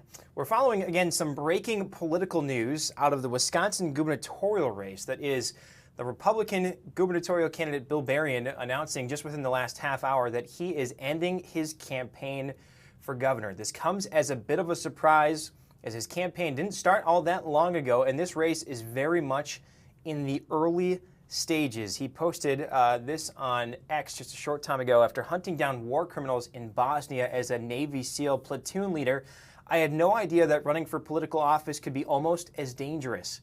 11 weeks ago, I launched my campaign for governor with a dream for making this the Wisconsin century starting this decade. Today, I choose to end it on my own terms. He actually wrote a really lengthy statement that we're going to pull some excerpts from, in which he feels that he was targeted by some press coverage just over the last week or week or two. And he goes on to say here, as I entered this race for governor 11 weeks ago, I saw an amazing opportunity for us to turn our state around after 6 years of being stuck in what he calls the economic doldrums under Tony Evers' leadership.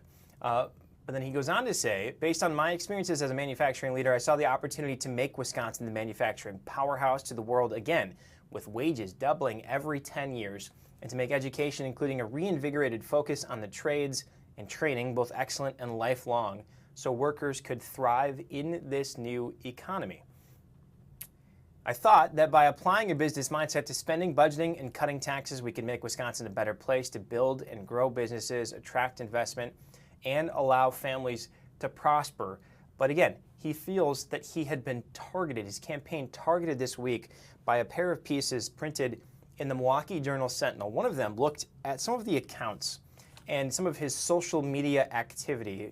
Found that he followed, I believe it's a trans adult film star, which contrasts some of the stances that he had taken as a Republican candidate in this case. That, you'd have to imagine, is why it was newsworthy. He canceled an event yesterday in northern Wisconsin, so that certainly sort of raised the alarm, I think, for people following this race. But today, the news, you see across the headline there, that Whitefish Bay businessman Bill Berrien is dropping out of the Wisconsin governor's race. This race is for 2026. Governor Tony Evers announced he will not seek a third term, so it's an open election here, something that we have not had for the gubernatorial, for the governor's race in a really long time. So let's reset for you the stage as far as who we know is running at this time before the April primary sorts the field down to 2. Let's start on the Republican side. So this was as of at least a half hour ago. Bill Berrien is now out of this race.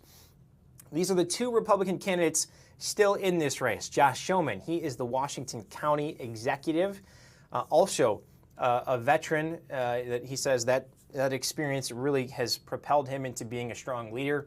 And then on the far right there, Congressman Tom Tiffany from northern Wisconsin says it's time for him to leave Washington and come home, and he's looking to work in Madison. On the Democratic side, it's a much more crowded field. Brett Hulsley, a former state lawmaker, has been out of state government for a little while, is returning in running for governor. State Representative Francesca Hong is a member of the Socialist Caucus for Wisconsin Democrats. She is based in the Madison area. She announced just over the last week or two that she is running. Milwaukee County Executive David Crowley, he was quick to put his name into the ring. A lot of people thought he would after rising through state government to, again, being Milwaukee County Executive and now running for governor. He has the endorsement of Milwaukee Mayor Cavalier Johnson. And then along the bottom there, Kel DeRoy, she is a state senator from the Madison area.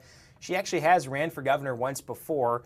She has her name back into the ring this time. Lieutenant Governor Sarah Rodriguez, she is the number 2 in the Evers administration, so most positioned, if you will, to rise to that top spot. She's actually from Brookfield and had worked in state politics there. And then Ryan Strand as well, looking for that as well. So a lot of politicking to happen over the next, 6 months, if you will, before that April primary sorts this field down to just a couple of people. And again, this news today, in case you missed it, that Republican gubernatorial candidate Bill Berrien has ended his campaign for what he feels are attacks in the media that he just cannot recover from.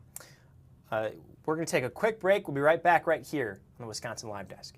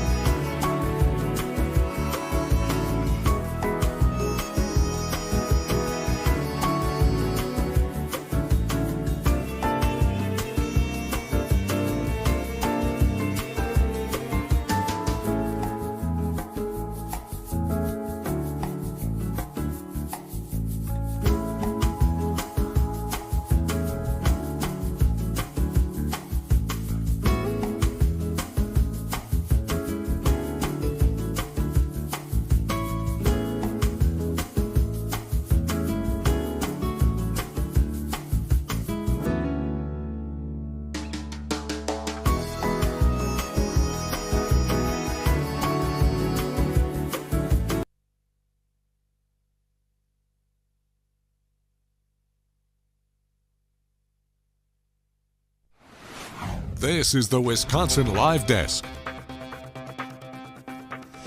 We're back on hour 2 of the Wisconsin Live Desk. I am Sam Kramer. Thank you so much for watching and engaging with this program on Fox Local. We are glad that you are here. It is Friday, September 26th. We've been checking around on what's happening locally, statewide, nationally as well. And something that has a lot of attention in the sports world, not just the Milwaukee Brewers, not just the Packers going back to Dallas as Micah Parsons makes his return after that blockbuster trade that we covered in detail over the last month or so. It is the Ryder Cup. And if you are a golf fan, you already know this. You're glued to the TV. But this is really one of the biggest tournaments in golf. It pits the United States against challengers from Europe. These photos posted to X by the Ryder Cup USA's account. This was actually at Whistling Straits just a couple of years ago as the U.S. and Europe, again, they duke it out every couple of years. It's a tough process for players to either automatically qualify for these teams or to be picked by the captain. This time on the U.S. side, it is Keegan Bradley. I don't remember off the top of my head who is the European captain, but nevertheless, interesting stuff. The tournament this year being played at Bethpage Black. That is in New York. And so far, Team Europe jumped out to an early 3-1 lead, but that's something that can change very quickly in this 3-day tournament with different formats every single day. So we are keeping tabs on that, certainly as well. Again, if you were just joining us, covered a lot here in the hour 2 here, and the big news locally, the Brewers ending their season, hoping to today clinch the best record in baseball that would guarantee that the postseason, at least in the National League side, I stand corrected. If it goes all the way to the World Series, it would stay here at American Family Field. Could you imagine the energy and just the pomp and circumstance around town if this team is able to do what so many people have been waiting decades to see, and that is win their first World Series. We got a lot of news coming up tonight. 4, 5, 6 are going to be on the air, 9 and 10 right here on Fox Local, and then our 10 o'clock will be on after, I believe we have college football tonight. So a lot to cover, that is including political reporter Jason Calvi covering the ICE raids in Manitowoc County from yesterday. Let's see, our Waukesha County reporter Brett Lemoyne covering a trial there of daycare employees accused of abuse. He's on verdict watch there. And again, big political news. The Republican candidate for governor, Bill Berrien, has dropped out of the race. Thank you so much for watching the Wisconsin Live Desk.